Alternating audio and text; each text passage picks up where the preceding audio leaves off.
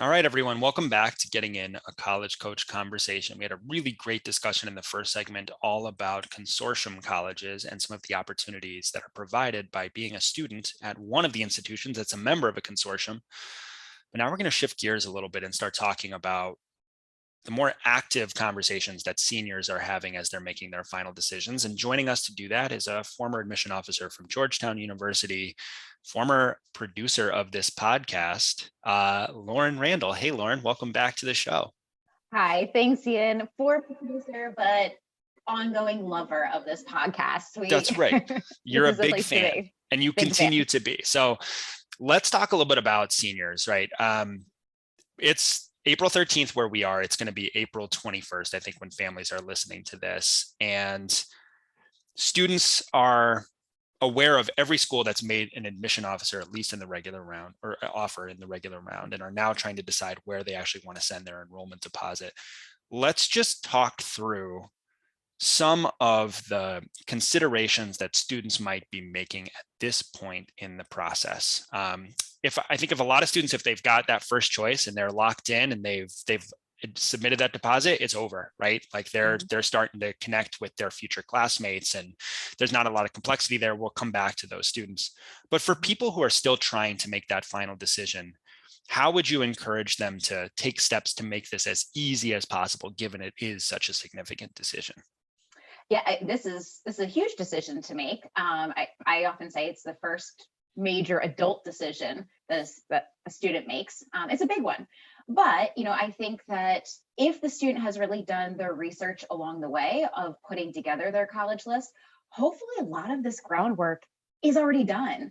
Right. Hopefully that they've already gone to visit in person. If they haven't, then that now is the time. If they can get to campus, or if there's accepted student reception weekends on campus or locally, just connecting with those school communities is hugely important. There are always Facebook groups or Instagram groups, to get involved, but to start chatting with your peers. I really do think at this point, I think it's rare. I think it's really rare for a student, the last couple of days leading up to May 1st, where they have to submit a deposit to one school. I think it's rare that they're really conflicted, unless they didn't put the energy and effort into forming a sensible, well-researched college list. So I usually find that they're ready to make that deposit at one school. Maybe they're still hanging out for some hope on the wait list. Right. And we're going to talk about the wait list and how students can engage with waitlist strategies next week, because it'll be a little bit more timely as we get toward the end of April. And I invite our listeners to come back for that discussion.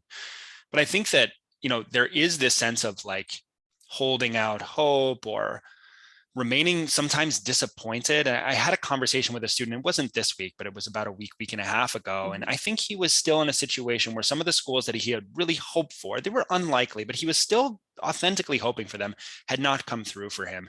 And he was in a position where I think he was still lamenting the loss of that opportunity, as opposed to getting excited about the opportunities that he had ahead of him.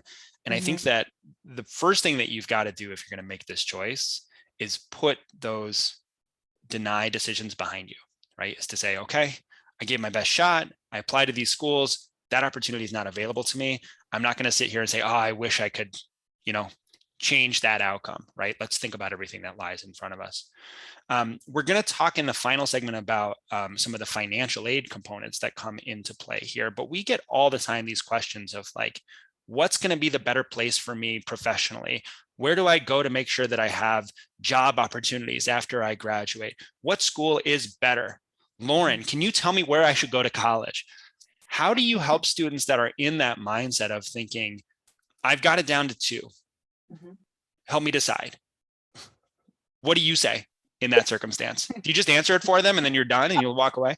Wouldn't that be awesome? Yeah. If we could just make the decision for everyone out there, just the way that, if you said, what car should I buy or what house should I buy? Like, I know it all, right? Right. Of course not. Those would be a ridiculous question to ask somebody else of, should I buy house X or house Y or car X versus Y? You would never ask that. So it does always, I find it strange that a student does ask, or families sometimes do ask that about colleges, Mhm. because this is a place you are going to live for the next 4 years. Where are you going to be happiest? Academically, for the most part, I would say a lot of colleges are really similar. Yeah. Biology is biology is biology. But are there certain professors that you're more excited about, or certain specific classes that one school offers versus the other? If you're really getting into those granular details, like, that's awesome. But if you are saying, well, biology is great at both places, it's really everything else. It's, are you going to get on a plane to go to college, and how does it feel if you can't get back for Thanksgiving? What are the factors that are most important to you of where you're going to thrive for the next 4 years? I really think at this point, like you're saying, that I get that sadness, or moment of from your denies, but that is a March 20th feeling. That is not an April 20th feeling, Right. right? Like, I really do think, like, Right. in the final days leading up, the students, you did all this for a reason, right? You do have offers. Now's the time to get excited about. You have to choose one where you're going to deposit by May 1st. I think one of the reminders that I like to give to students is that, and sometimes it feels like I want to see dramatic differences between my two options, and you're really not going to see that, especially if you've done a good job through the process, right? Like when I was buying a new car for our family and I started doing the research, I narrowed it down a lot. I started with the big list of cars. I thought about what our priorities were going to be. I got it down to a set of 10 that I was researching carefully, and then the final two or three I wanted to pick. Mhm. And at that point, it was like, I like the one, this one looks better. But I didn't make that choice because of how it looked. It was just that at that point, that was the only thing that was differentiating between all of the research that I'd done up to that point. And so if you want to choose a school because you think the buildings are nicer, or because you think that a professor, is going to be kind to you or whatever, that's not the reason you're choosing that college, because you have all of these antecedent reasons that have been informing your search up to this point. And when it comes right down to it, it's really Mhm. about a comfort level, which is that's why it's so hard for people like Lauren and me to answer that question for students. We can talk about a significant difference between Michigan and Reed, but we Mhm. can't really say, is it Michigan or Virginia for you? Mhm. Because there's some similarities between those two schools. All right, let's talk a Well, little bit about pragmatics here, right? So you submit your enrollment deposit. You just wait until the fall, like, all right, I'm going to wait and show up on campus and that's it. What are some next steps after that decision has been made and the enrollment deposit has been? it it does feel a little bit funny, because I do get students and families say, okay, so my deposit, like, what more? Like, what more do I have to do? Like, Yeah. it's almost like they're hoping for more essays or something. Like, you've been doing all this work. It's like, okay, give me more. Right. So first of all, you have to get it in by May 1st, and politely decline. As soon as you know that you have other offers out there that you are going to decline, the right thing to do is to let those schools know. Right. There are other students that are hanging, on hope to get into those schools, maybe off of the wait list. So that is, putting good karma out into the world. If you're ready to let go of a school, please do. You don't have to wait till May 1st Yeah. to let go of other offers. So that's important. You're submitting your May 1st deadline deposit. You can, that's to one school. If you have waitlist offers, you can accept a waitlist offer. And I know we're going to talk about that next week, and how that all works out. But just a technical question, some families have asked, can I deposit at one school and still remain on a wait list? Yes, Yes. absolutely. You have to deposit, because that is your security. Right. That's your home for now. So from there, you still need to check and watch your email. You are going to get inundated with information about housing, about the last big piece that you are required to do is sending in your final transcripts. So making sure that your school counselor knows where you have deposited, because that they need to get out your final transcript. Right. And we can certainly talk a little bit more about what that transcript might or could look like. Please don't let it have C's and D's and especially F's on it, right? Like, this is where Please. senioritis can, like, I always tell students, don't worry about, this, but if you fall off a cliff in terms of senior, because you're like, I'm already into these schools, I don't care about doing my homework anymore, your offer is contingent on continuing the level of academic excellence that you showed up until the spring of your senior year. And Mhm. especially if you fail classes that they expect you to have completed as a part of your graduation requirements. That's really bad, Lauren, right? Like it's it's really really bad. bad. Yeah. Yes. You cannot drop off a cliff. If you are an A student and you end up with 1B, should you be listening to this and panicking? No, you will almost certainly be Right. fine with it. You might You be know, panicking, but you yeah, should you might not be be right. panicking. Yeah. Yeah. Exactly. 1B is not going to be a deal breaker. But if you're an A student and then you're getting C's and D's because you're done, you're celebrating, that offer and you think it's all good, it will be interesting because I have certainly seen offers or be rescinded for extreme situations. But certainly I've seen really serious conversations and students starting on academic probation. I mean, that is just a terrible way to start a college career on probation, but that's a possibility. Yeah.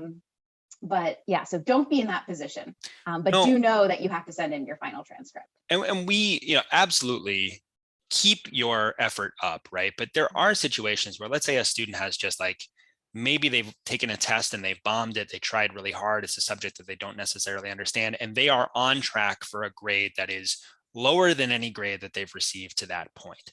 How would you advise that student communicate with the admission office? Is this something where it's like close my eyes and cover my ears and hope that nobody sees it, or is it better to be proactive? How would you encourage students to think about this? Own it. This is your grade. This is what you received. It doesn't disappear. You have to send that transcript. Be proactive. Absolutely contact the admissions office. Now, this is where things are going. Let them know. You do not want to wait until July when they're doing their final transcript review and they saying, wait a second, what happened here? And you've just been hoping that they didn't notice. They'll notice. This is their job to read transcripts.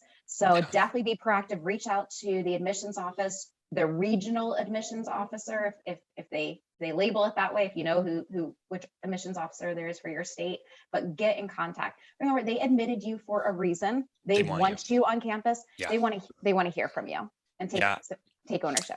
And I had a student a few years ago. He was in a position where he was taking a very high level math class, and in the spring he was on track for a D, and he was just like, what do I do? I could withdraw from this class, but it's likely I'll get a D. And we actually reached out to the admission office, and he asked that question: what should I do? Should I withdraw or have this grade? And they said, well, we can't tell you what to do, but we can tell you that if you get lower than a D, it will trigger a re-review of your application. But if you have a withdrawal, it will not trigger a re-review of your application. And so he withdrew from the class. And so, he tried his best. He couldn't get the grade that he wanted, but he was able to communicate proactively with that admission office. And they told him, here are the consequences of either option. He made the right choice. He ended up at that school in the fall. So they want you, right? Be proactive, communicate. And I think it always reflects well on you. And, look, there are always going to be speed bumps along the way. And I think it's a good lesson as you're heading into college that you want to keep that momentum going all the way through. Any other things that we can tell students, things that they can get excited by, just like last tips of what to look for as you're accepting all of this email and being inundated by communication from your future college? The only thing I would say is be kind to your parents as well. Just like as love that. As excited as you are to leave, and this is your last summer. Remember that. Think about like your excitement. Make them part of it. But acknowledge the role that they have played in getting you to this point. This is a really big deal for them as well, for you going off to college. So just acknowledge your parents. That's my last. A little thank you and a hug for mom and dad would be great, I think. That's great advice, Lauren. Really appreciate it. Glad to have you on the show. Thanks for being here. Thanks, Ian. All right, folks, when we come back, we're going to talk a bit about some of the financial aid components of exactly the process that we just discussed on the admission side. So come on back and we'll talk finances.